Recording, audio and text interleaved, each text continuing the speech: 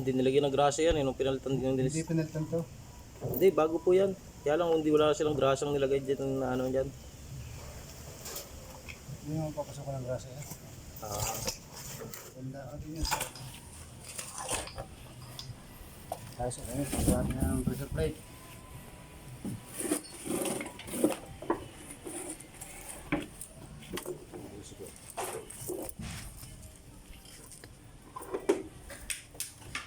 Pressure plate naman tayo. Ito mo. Tayon tayo.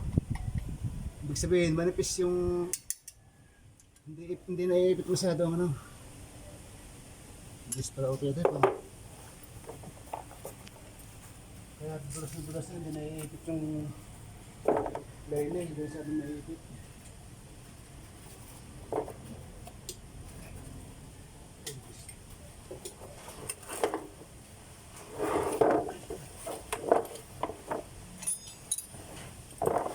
Dapat yan, halos pumantay dito.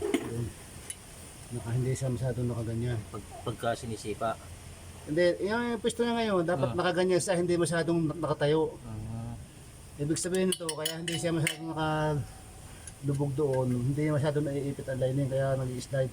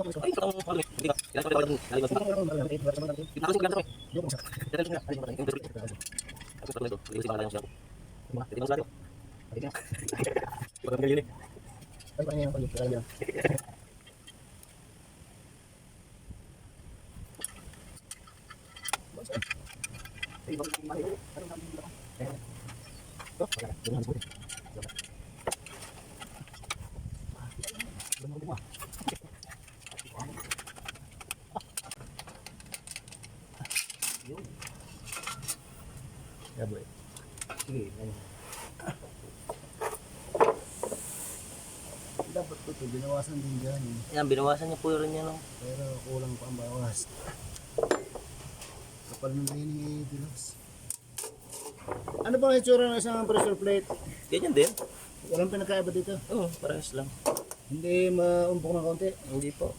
Kasi ito yan eh, lubog eh. Baka dito tayo nagka-problema sa pressure plate. Baka yung dati mo naka-remedy old dito.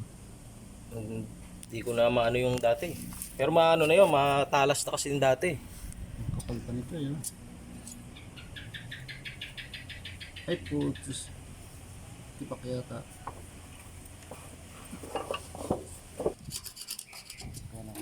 Kapal pa yun.